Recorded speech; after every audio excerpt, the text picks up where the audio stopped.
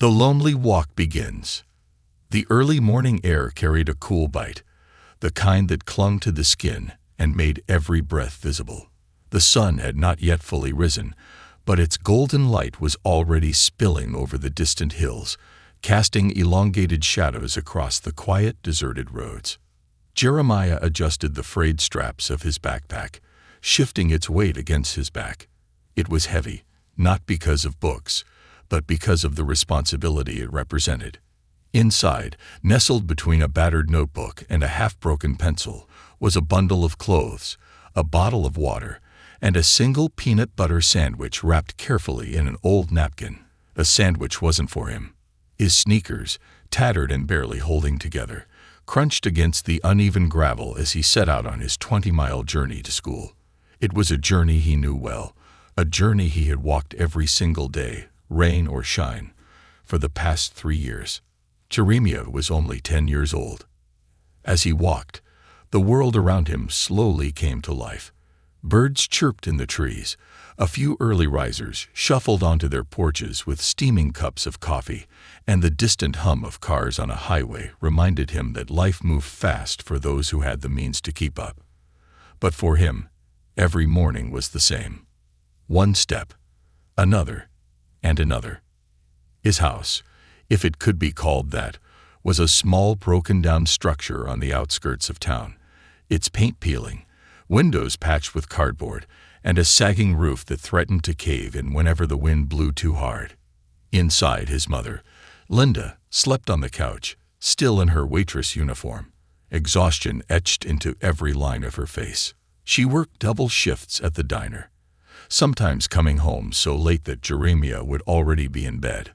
Other times, she wouldn't come home at all, catching a few hours of sleep in the back room of the restaurant before starting her shift all over again.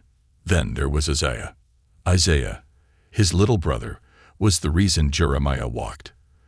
The reason he sacrificed, endured, and pushed forward when everything in him screamed to stop.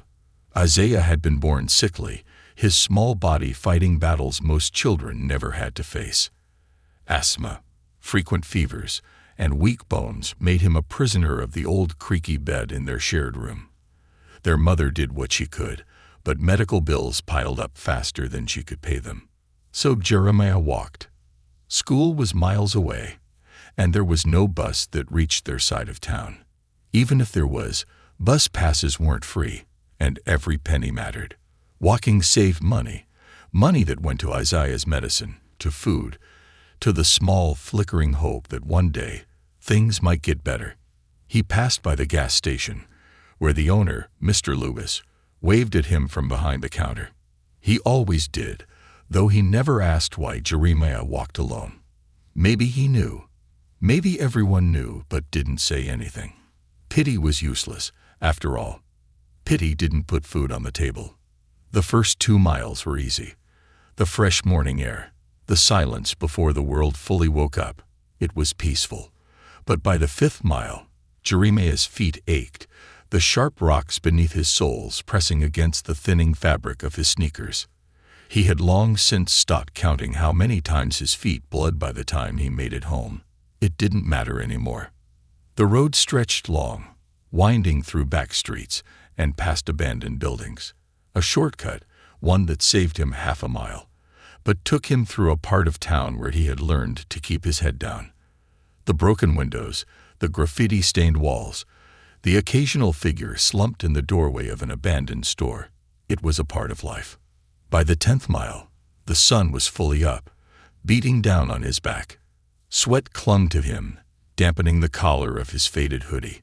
His breathing grew heavier, his muscles burned, but he kept moving. If he stopped, if he let himself think about the distance, about how much farther he had to go, he wouldn't make it. He was nearly at the halfway point when a police car slowed to a crawl beside him. Jeremiah's heart pounded. He didn't look over, didn't acknowledge it. He had seen enough movies, heard enough stories to know that a kid like him walking alone, dressed in worn-out clothes, carrying a backpack that had seen better days, was enough to raise suspicion. He didn't need trouble. He just needed to get to school. The car followed him for a few minutes. Then, Just as he turned onto the next street, it pulled away. He let out a slow breath. By the 15th mile, hunger gnawed at his stomach. He ignored it. The sandwich in his backpack wasn't for him. It was for Isaiah. It would be easier to focus once he got to school. There, at least, he could get a free lunch. Though some days, when the line was too long or the other kids whispered about his clothes, he chose to go without. School was supposed to be a safe place, a place to learn, to escape. But it wasn't always that way. Jeremiah arrived just as the bell rang. He pushed through the gates, ignoring the stares, the murmurs. Late again. Same ragged shoes. Same tired face. Some kids whispered. Others ignored him entirely. He had learned long ago that it was easier that way. Slipping into his classroom, he took his seat in the back, his breathing still uneven from the walk. The teacher, Mr. Johnson, gave him a look but didn't say anything. He was used to it by now. But someone else had noticed. Outside the school, sitting in his patrol car, Officer Turner drummed his fingers against the steering wheel. He had been a cop for years, seen all sorts of things, but something about that boy stuck with him. He had seen Jeremiah before, walking, always walking. At first, he thought maybe the kid was skipping school. But no, every morning, without fail, there he was, trekking down that endless road, rain or shine. Turner had intended to let it go. But something about today made him pause. Maybe it was the way Jeremiah's shoulders sagged as he walked. Maybe it was the way he never stopped to rest, never slowed down, even when exhaustion was written all over his face. Whatever it was, Turner knew one thing. Tomorrow, he was going to follow that boy. And he was going to find out why. Shadows and secrets. The next morning, before the first streaks of dawn cut through the horizon, Jeremiah was already awake. The house was silent except for the occasional creak of the wooden floorboards and the rhythmic ticking of the old clock hanging on the kitchen wall. He moved quietly, careful not to wake his mother, who had only come home a few hours earlier. Her uniform was still crumpled on the couch where she had collapsed from exhaustion, her breathing slow and heavy. Jeremiah felt a pang of guilt. He wanted to let her rest. She deserved that much, at least. Then there was Isaiah. His little brother was curled up beneath a pile of mismatched blankets, his small frame barely making a dent in the old mattress. His face was pale, his breathing shallow. Even in sleep, his chest rose and fell with effort, the telltale sound of wheezing slipping into the quiet air. Jeremiah's heart clenched. He tiptoed to the kitchen and pulled open the cabinet, hoping, praying, that maybe, just maybe, there was still something left. But the shelves were nearly bare.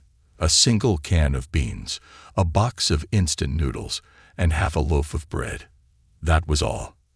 Biting his lip, he grabbed 2 slices of bread and spread a thin layer of peanut butter onto them, carefully wrapping the sandwich in an old napkin.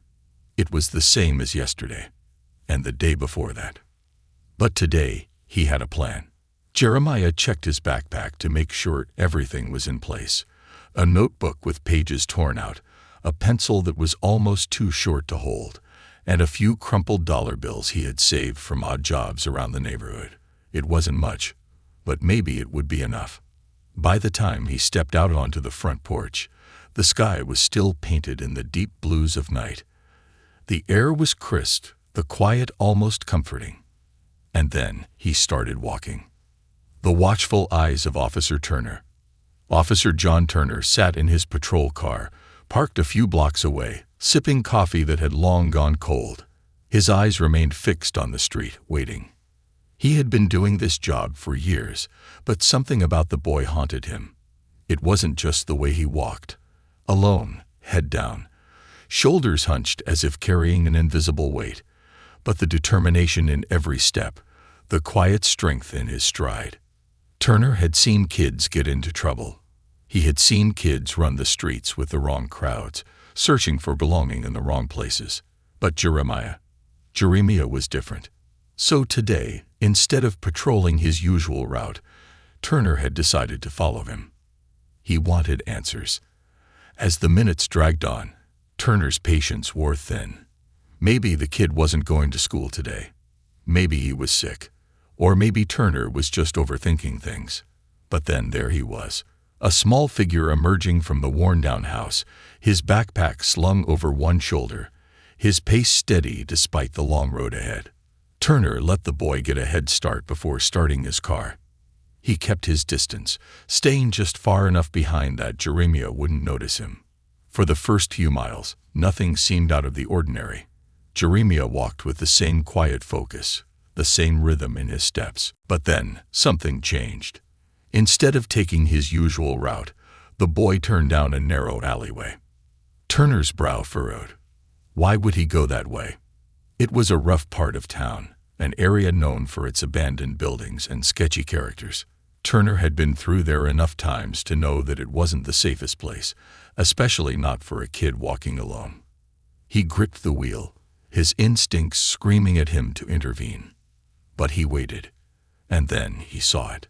Jeremiah slowed his pace, glancing around as if making sure no one was watching. Then he approached a rusted-out dumpster behind an old convenience store. Turner's grip on the wheel tightened. What was he doing?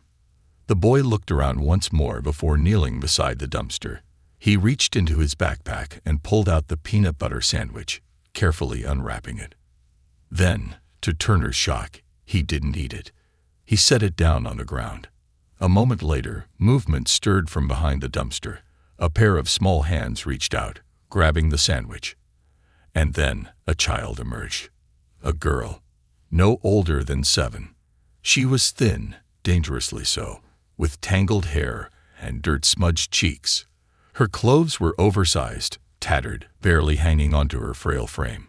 She clutched the sandwich with both hands, eyes wide and cautious, as if afraid someone would take it from her. Jeremiah smiled at her. "It's fresh," he said softly. "I made it this morning." The girl hesitated, then took a small bite. Jeremiah pulled something else from his backpack, a small water bottle. He unscrewed the cap and handed it to her. "You need to drink," he said. "It's still warm out." The girl took the bottle, drinking greedily. Turner stared, unable to process what he was seeing. This boy, who had next to nothing, was giving what little he had to someone else, someone who had even less. The realization settled deep in Turner's chest, heavy and suffocating. This wasn't just a kid walking to school. This was a kid surviving, and making sure someone else did too. Secrets revealed. After a few minutes, the girl wiped her mouth and handed the bottle back to Jeremiah. "Are you sure you don't need it?" she asked. Jeremiah shook his head. "I'll get more." The girl hesitated, her eyes filled with something Turner couldn't quite place. Gratitude, shame, hope, maybe all three. Then she disappeared behind the dumpster again. Jeremiah stood up, brushing off his pants. He adjusted his backpack, took one last glance around, and then continued walking. Turner let out a slow breath, his heart pounding. He had followed Jeremiah expecting to find trouble. Instead, he had found something else entirely. This boy, this 10-year-old kid, was carrying the weight of 2 lives on his back, and no one had noticed. Turner clenched his jaw, gripping the wheel so tightly his knuckles turned white. He had seen enough. This wasn't something he could ignore. He had to help. But how? As Jeremiah disappeared down the road, heading toward his school, Turner made a decision. He was going to find out everything. Who this girl was, why Jeremiah was the one taking care of her, and what, if anything, he could do to make things right. Because for the first time in his career, Officer John Turner realized that protecting his community wasn't just about stopping crime. Sometimes it was about saving those who had been forgotten. And Jeremiah was worth saving. The burden of a boy's heart. Officer Turner sat in his patrol car, gripping the steering wheel so tightly his knuckles turned white. He could still see Jeremiah in the distance, walking with that same determined pace. But it wasn't just a boy walking to school. It was a boy who had just fed a child hiding behind a dumpster, a girl who looked like she hadn't eaten in days. Turner had been a cop long enough to know what homelessness did to people. He had seen adults break under the weight of it. And here was Jeremiah, just a kid, carrying burdens far beyond his years, walking 20 miles to school with a sandwich in his bag that wasn't even for himself. The injustice of it all twisted in Turner's gut. He turned his patrol car off the road, parked behind a row of abandoned buildings, and stepped out. He had to know more. Who was that girl? Why was Jeremiah the one looking after her? And most importantly, where were the adults? The girl in the shadows. Turner walked toward the dumpster, his boots crunching against the broken glass, and loose gravel scattered across the alley. He stopped a few feet away, his eyes scanning the area. It was eerily quiet. Then, a rustling noise. From behind the dumpster, a pair of thin, dirty fingers curled around the edge. A moment later, the girl's face appeared, wide, fearful eyes peeking out from beneath a curtain of unkempt hair. She was even smaller up close. A fragile thing. Turner crouched down to her level, keeping his voice calm. "Hey there." The girl didn't answer. Her body tensed like a trapped animal. He raised his hands, palms up, showing he wasn't a threat. "I saw your friend drop off that sandwich for you. I just wanted to make sure you're okay." She stared at him, her eyes darting between him and the street, as if measuring the distance she would need to run. "You don't have to be scared," Turner assured her. "I'm not here to take you anywhere you don't want to go." Still, silence. Then, cautiously, she spoke. Her voice was barely above a whisper. "Are you gonna tell?" Turner frowned. "Tell who?" She swallowed hard. "The people. The ones who come take kids away." It hit him like a punch to the gut. This girl had been hiding from Child Protective Services. Turner exhaled slowly, trying to piece together what he was dealing with. "I just want to understand. What's your name?" She hesitated, then mumbled, "Lena." "All right, Lena." He kept his voice gentle. "Are you out here alone?" She bit her lip, glancing toward the dumpster. "No, not alone." Turner's chest tightened.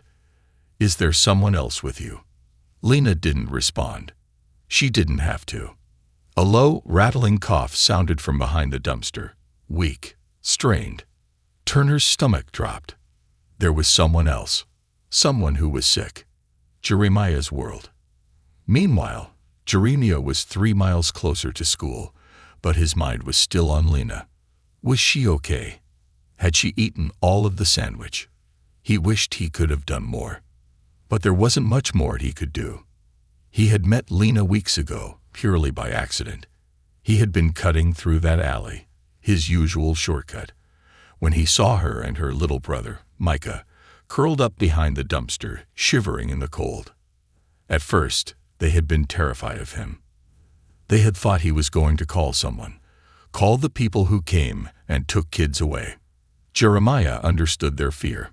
He had seen it happen before. Kids from his school, kids from his neighborhood.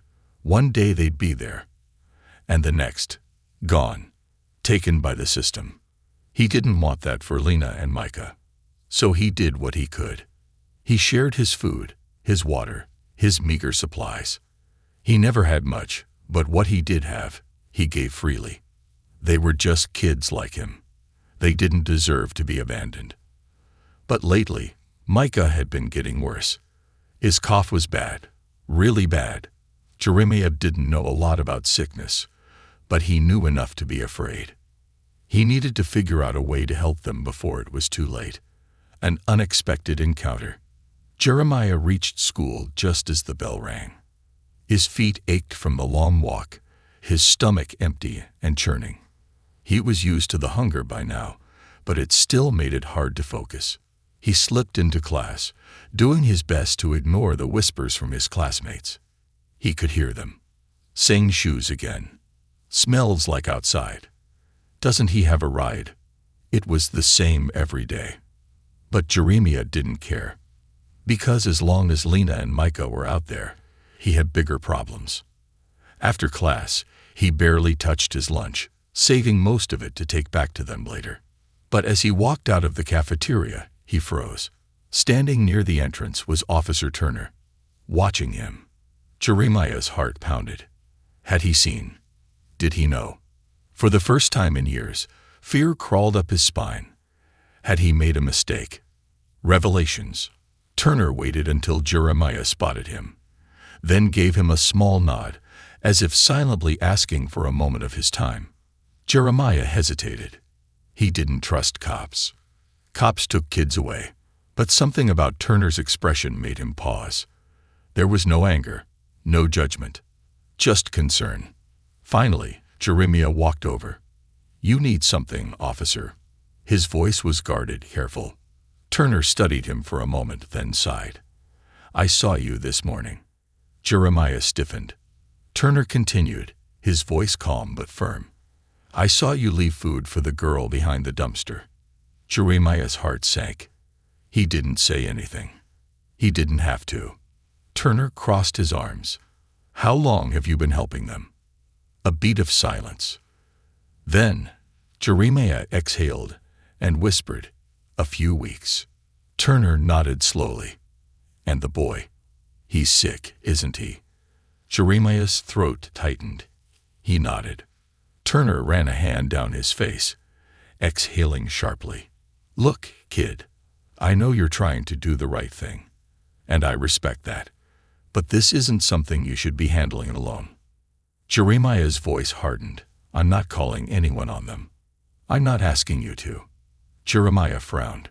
"Then, what do you want?" Turner's voice softened. "I want to help." Jeremiah hesitated.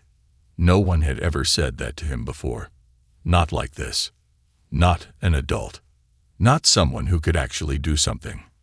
For the first time, in a long time, he felt something unfamiliar. Hope. But could he trust it? Could he trust Turner? Could he trust anyone? A dangerous gamble. Jeremiah stood frozen outside the cafeteria, his heart pounding in his chest. Trust a cop. He had spent years keeping his head down, moving quietly, surviving on the outskirts of a world that never seemed to notice him until it needed someone to blame.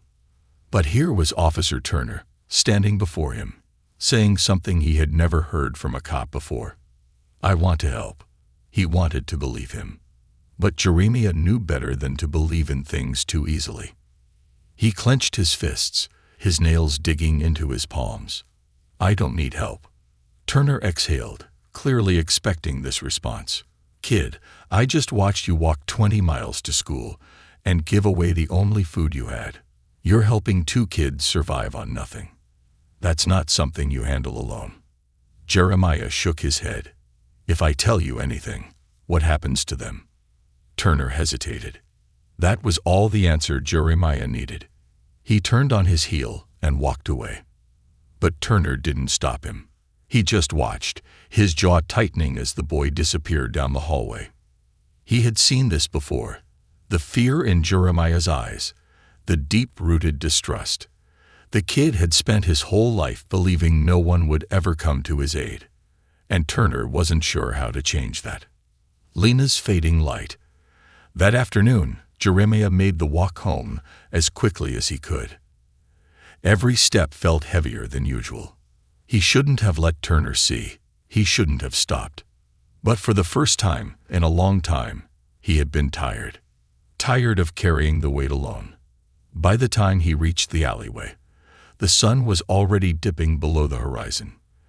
The air was thick with humidity, making the space behind the dumpster feel even more suffocating than usual. Jeremiah knocked softly against the metal. "Lena." No answer. His stomach twisted. "Lena, it's me." Slowly, a small face peeked out. But something was wrong. Lena's eyes were red-rimmed, her face streaked with dried tears. And behind her, Micah was curled up in a tight ball, his tiny frame trembling with every rattled breath. Jeremiah knelt beside them. "What happened?" Lena wiped her nose on the sleeve of her too-big hoodie. He's not getting better." Jeremiah reached out, pressing the back of his hand to Micah's forehead. He was burning up. Jeremiah swallowed hard. "A fever. A bad one. He couldn't fix this. He had no medicine, no money, nothing. Panic clawed at his throat. He had promised to take care of them. But now Micah was slipping through his fingers, and he didn't know what to do. A deal with the devil. Turner had driven past the alleyway twice, debating with himself. He knew Jeremiah would be back. But how much longer would the boy keep pushing himself before something gave out? Turner had seen kids fall through the cracks before. He had seen their stories end in ways that haunted him. He wasn't going to let Jeremiah be one of them. So when he saw the boy dart across the street toward the alley, he pulled over. Slowly, carefully, he stepped out of his patrol car. He kept his hands visible, his posture relaxed. He had to let the kid come to him. Jeremiah was kneeling behind the dumpster, his shoulders hunched, his whole body tense with worry. Turner took a breath. Jeremiah. The boy stiffened but didn't turn around. Turner waited. Seconds stretched into eternity. Then finally, Jeremiah spoke. "Micah's sick." Turner stepped closer, kneeling beside him. He saw the small boy curled up in a fevered haze, his breathing shallow. Turner's heart clenched. "He needs a hospital," he said gently. Jeremiah shook his head fiercely. "No. If they take him, they'll separate him from Lena. I promised her." His voice cracked. "I promised her I wouldn't let them take him." Turner's throat tightened. He knew the system, and he knew Jeremiah wasn't wrong. If CPS got involved, there was no telling what would happen. But Micah wouldn't make it another night like this. Turner exhaled. "What if I make sure that doesn't happen?" Jeremiah turned to him, his dark eyes filled with wary suspicion. "What do you mean?" "I mean," Turner said slowly, "I know some people who can help quietly, without splitting them up. But you have to trust me." Jeremiah stared at him, silent. Then, "What's the catch?" Turner let out a short laugh. The kid was sharp. "No catch," he promised. "But if I help you, you let me help you too." Jeremiah frowned. "What does that mean?" Turner leaned against the dumpster, crossing his arms. "No more walking 20 miles to school. No more skipping meals to take care of them. You let me help your family too." Jeremiah hesitated. It felt like a trick, like a deal too good to be real. But then he looked at Micah, at Lena. He didn't have a choice. Jeremiah exhaled shakily. "Okay." Turner nodded. "Then let's get to work." A leap of faith. Jeremiah clenched his fists, watching Officer Turner carefully. His whole life, he had learned not to trust people who said they wanted to help. Because help usually came with conditions, and conditions usually meant someone got hurt in the end. But Micah needed more than he could give. And Lena was counting on him. Jeremiah swallowed hard. "How do I know you won't just call the cops on them?" Turner met his gaze, steady and unshaken. "I am the cops." Jeremiah tensed. "But I'm not calling this in," Turner added quickly. "Because I know how this works. I know if CPS takes them, they'll be split up. I know what happens to kids who slip through the cracks." His voice softened. "I'm not here to take them away. I'm here to help. And you don't have to do this alone anymore." Jeremiah hated how much he wanted to believe him, hated how much he wanted someone to carry even a little bit of this weight. But trust was dangerous, and he had already lost too much. His voice was hoarse when he finally spoke. "If you break your word." Turner nodded. "I won't." Jeremiah let out a slow, shaky breath. Then, reluctantly, he stepped aside. Turner knelt down beside Micah, pressing 2 fingers gently to the boy's wrist. His pulse was weak, his body limp from fever. He didn't have much time. Turner pulled out his phone, typing something quickly before putting it back in his pocket. "I have a friend," he said. "She works at a private clinic. No paperwork, no questions. We take Micah there, get him treated, and Lena can stay with him." Jeremiah's heart pounded. "And what if someone finds out?" "They won't," Turner said firmly. Because I won't let them. For the first time in his life, Jeremiah didn't feel like he was fighting alone. And for the first time, he let himself believe that maybe, just maybe, help didn't have to be a bad thing. The race against time. Turner carried Micah to his patrol car, careful not to jostle him too much. The boy whimpered in his fevered state, his tiny fingers curling into Turner's shirt. Lena followed close behind, clutching Jeremiah's sleeve, her small frame trembling. Jeremiah had never been inside a police car before, and as he slid into the back seat, he realized how much he hated it. The metal grate between the front and back made him feel trapped, like he had done something wrong, like he was being taken somewhere he couldn't escape from. But when he glanced at Lena, at the way she held Micah's hand even though she was terrified, he knew this was their only choice. Turner drove fast but careful, his hand steady on the wheel. Almost there, he murmured. The city lights blurred past them. Jeremiah watched the streets, his mind racing. Was this a mistake? Would he regret this? His gut twisted, but he stayed quiet. He had taken care of himself for so long that letting someone else step in felt unnatural. But Micah was barely holding on. This wasn't about trust anymore. It was about survival. A safe place. For now. The clinic was hidden between two old office buildings, a small, unmarked place that looked more like a house than a hospital. Turner parked in the back. A woman was already waiting for them by the door. She was in her late 40s, with graying hair pulled into a messy bun and tired eyes that still held warmth. "John," she greeted Turner. "This the kid?" Turner nodded, carrying Micah toward her. "Fever's high. Bad cough. They've been on the streets." The woman's face softened as she looked at Lena and Jeremiah. "You must be the big brother," she said kindly. Jeremiah nodded stiffly. She gestured for them to follow. Inside, the clinic was small but clean. The walls were lined with shelves of medical supplies, and the smell of antiseptic filled the air. She led them to a room with an old hospital bed. Turner laid Micah down gently. Lena climbed onto the bed next to him, refusing to let go of his hand. The woman, Dr. Fields, as Turner had called her, checked Micah's temperature, her brows furrowing. "He's burning up." Jeremiah tensed. "He's gonna be okay, right?" Dr. Fields didn't lie. "I don't know yet," she admitted, "but I'm going to do everything I can." She turned to Turner. "I need some time. You should take these two to get some food." Lena shook her head fiercely. "I'm not leaving Micah." Dr. Fields nodded. "Then how about you sit right here and help me?" Lena hesitated. Then, slowly, she nodded. Jeremiah hovered, torn between staying and giving them space. Turner placed a hand on his shoulder. "Come on, kid," he said quietly. "Let's get you something to eat." Jeremiah hesitated. Then, reluctantly, he followed. A hard conversation. They ended up at a small diner down the street. Jeremiah sat stiffly in the booth, arms crossed over his chest. Turner slid into the seat across from him and waved down a waitress.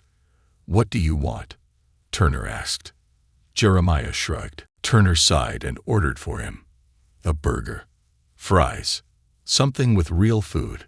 The waitress walked away, leaving them in silence. Then Turner leaned forward, his voice calm but firm. "I need to know everything," he said. Jeremiah stared at the table. "They don't have anyone," he muttered. "No parents. No family." Turner studied him. "And you just decided to take care of them." "They didn't have anyone else." Turner exhaled. "Neither do you." Jeremiah's jaw tightened. "I can handle it." Turner shook his head. "That's not the point." The waitress returned, placing the plate in front of Jeremiah. He eyed it warily before picking up a fry. Turner waited until he took a bite before speaking again. "You don't have to do this alone anymore." Jeremiah snorted. "You keep saying that." "Because it's true." Jeremiah looked up, meeting Turner's gaze. And for the first time, he saw something he didn't expect. Not pity. not judgment, just understanding. Turner leaned back. "I've seen kids like you before," he admitted. "Kids who take care of everyone but themselves." Jeremiah frowned. "And what happened to them?" Turner's face darkened. "Some made it." Jeremiah swallowed hard. "And the others?" Turner hesitated. Then, quietly, he said, "They didn't." Jeremiah looked away, his stomach twisting. He didn't want to be another story Turner told about a kid who didn't make it. But trusting an adult felt like a bigger risk than walking 20 miles a day. Still, Micah was getting help. Lena was safe, and for the first time in years, Jeremiah had eaten a real meal. Maybe, just maybe, this wasn't a mistake. Maybe, just maybe, he had made the right choice. Turner watched him, letting the silence stretch. Then, finally, he spoke. "You ready to let me help you now?" Jeremiah hesitated. Then, slowly, he nodded. And Turner exhaled, knowing that this was just the beginning. But it was a start. A real start. A boy's silent war. Jeremiah sat in the booth, staring at the plate in front of him. The burger was untouched, the fries growing cold. The scent of grilled meat and melted cheese filled his nose, but he couldn't bring himself to eat more than a few bites. His stomach still churned with uncertainty. Across from him, Officer Turner leaned back in his seat, studying him carefully. He wasn't pushing, wasn't demanding answers. Just waiting. Jeremiah had spent so much of his life in survival mode that sitting here, in this moment, felt foreign. It felt dangerous. Because the moment you let your guard down, that's when everything fell apart. Back at the clinic, Lena sat beside Micah, gripping his hand tightly. Dr. Fields moved around the room, checking Micah's vitals, pressing a cool cloth to his forehead. "You're doing a good job taking care of him," she murmured to Lena. Lena sniffed, wiping her nose on her sleeve. "I don't know what I'm doing." Dr. Fields smiled softly. "Neither does anyone else. We all just try our best." Micah let out a small pained cough, and Lena's grip tightened. She had watched her little brother get weaker and weaker, helpless to stop it, until Jeremiah had found them. Until he had decided, without hesitation, that they were his responsibility too. And now, she was afraid. Afraid that if she let herself hope, if she believed in all the things Officer Turner had said, it would all disappear. Because the world didn't just give people like them a break, did it? The offer that changed everything. Jeremiah finally pushed his plate away, barely half-eaten. Turner raised an eyebrow. "Not hungry?" Jeremiah shrugged. "Not used to eating this much." Turner nodded like he understood. And maybe he did. After a long pause, he spoke. "What if I told you I could make things easier?" Jeremiah's fingers curled into fists under the table. Here it was. The catch. The strings attached. "I don't need charity," Jeremiah said, his voice edged with defiance. "This isn't charity," Turner said calmly. "It's a chance." Jeremiah scoffed. "A chance for what?" Turner leaned forward, resting his forearms on the table. "To stop carrying the weight of the world on your back alone." Jeremiah frowned. Turner continued. "There's a scholarship program at the community center, a real one. Full ride for kids like you, kids who've been doing everything on their own. It covers meals, transportation, books." Jeremiah stiffened. "And what do I have to do for it?" Turner's lips quirked into a half-smile.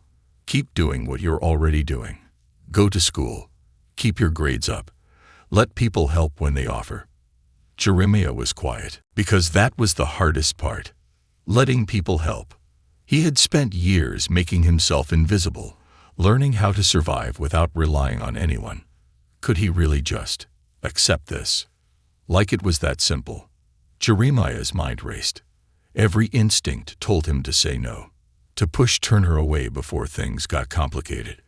But then he thought about Isaiah, about Lena, about Micah. He thought about how it felt to have food in his stomach for the first time in days. Maybe, just this once, he could take a chance, a promise to protect. Meanwhile, Turner sat across from Jeremiah, watching the internal war play out in the boy's eyes. He saw the hesitation, the fear, the deep-rooted belief that accepting help would cost him something in the end. Turner knew that feeling well, because once, a long time ago, he had been that kid too. He hadn't grown up in a perfect home. His dad had been a ghost, his mom working 3 jobs just to keep them from drowning. But someone had stepped in for him. A teacher, a coach, a neighbor. They had seen the struggle in his eyes and decided not to look away. That's why he had joined the force, not to chase criminals, not to write tickets, but to find the kids who were slipping through the cracks. And right now, sitting in front of him, was the toughest, strongest kid he had ever met. Turner sighed, rubbing his temple.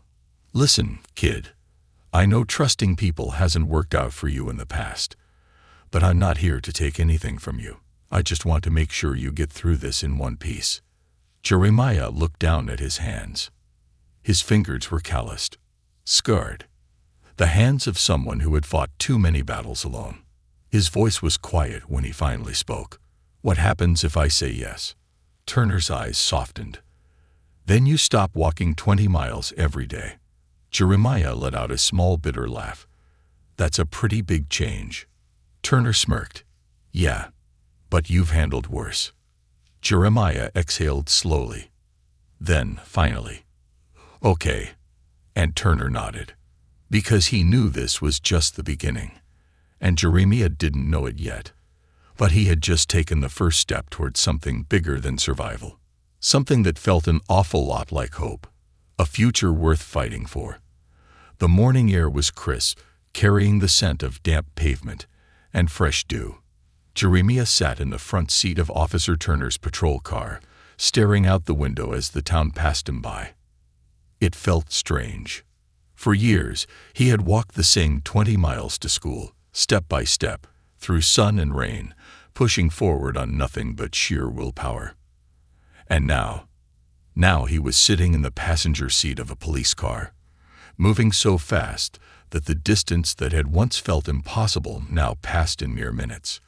He wasn't sure how to feel about that. Turner glanced at him. You okay, kid? Jeremiah shifted uncomfortably. Yeah. Turner smirked. You don't look like a kid who's okay. Jeremiah huffed. Just not used to this. The car, the help. Turner nodded, understanding. You don't have to get used to it all at once, he said. Just one step at a time. Jeremiah let out a slow breath, staring at his hands. He wasn't sure if this was going to work, if he could let go of the instinct to survive on his own. But for the first time, he wasn't walking that road alone. And that was something. A new start at school. The moment they pulled up to the school, Jeremiah tensed. He could already see the eyes watching. Students whispering. Teachers pausing mid-step. A cop car pulling up in front of the school wasn't exactly a quiet entrance. And stepping out of one, it might as well have painted a target on his back.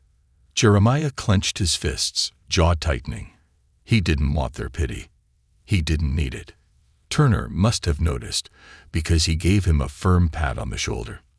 You don't owe anyone an explanation, he said quietly. You just focus on what matters.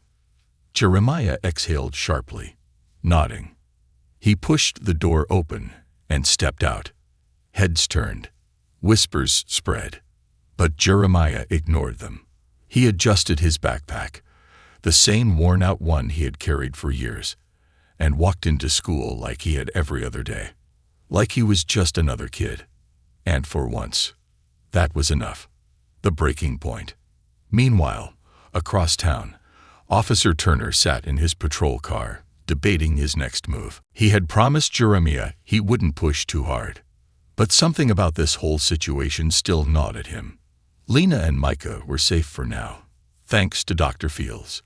But that was temporary. And Jeremiah's home situation, that wasn't just something he could ignore. Turner had been a cop long enough to know when a kid was barely hanging on.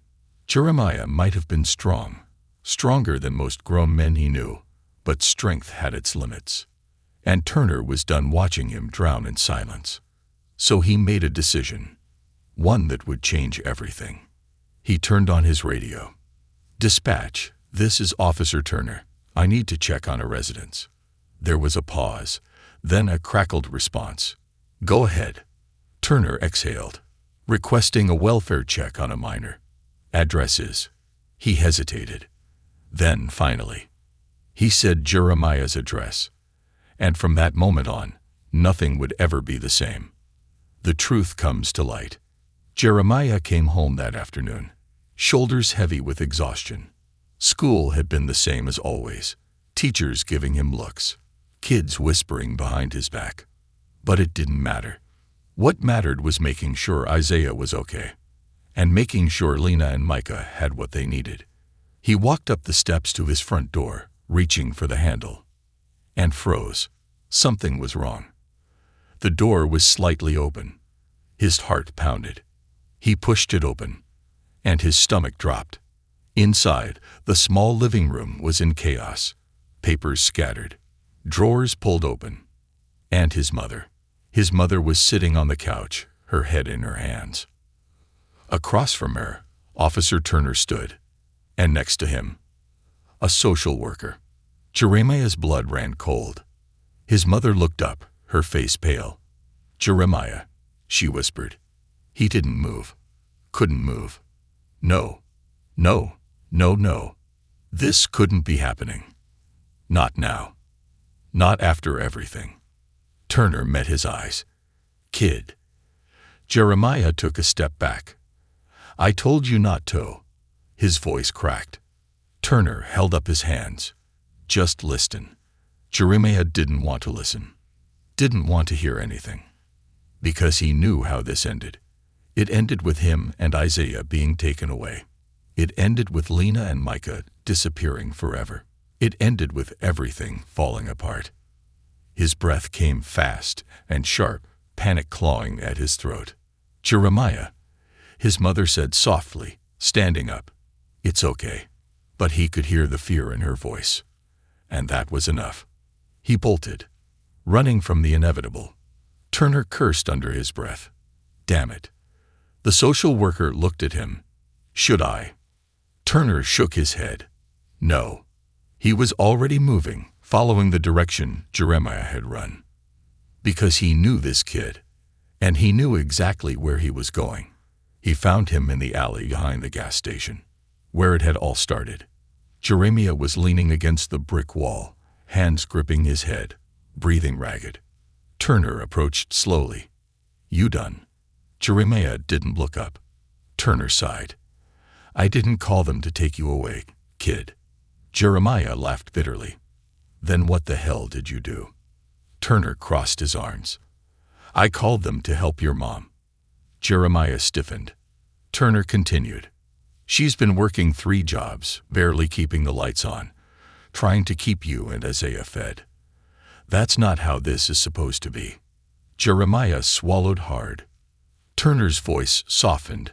"Nobody's taking you away, but she's getting help. Real help, so you don't have to do all of this on your own anymore." Silence. Then, finally, Jeremiah turned to him. His voice was hoarse. "And Lena, Micah." Turner nodded. "They're safe. Fields is helping get them placed together, not apart." Jeremiah closed his eyes. It was too much. Too much to process. Too much to believe. Turner stepped closer. "This isn't a trick, kid." Jeremiah exhaled shakily.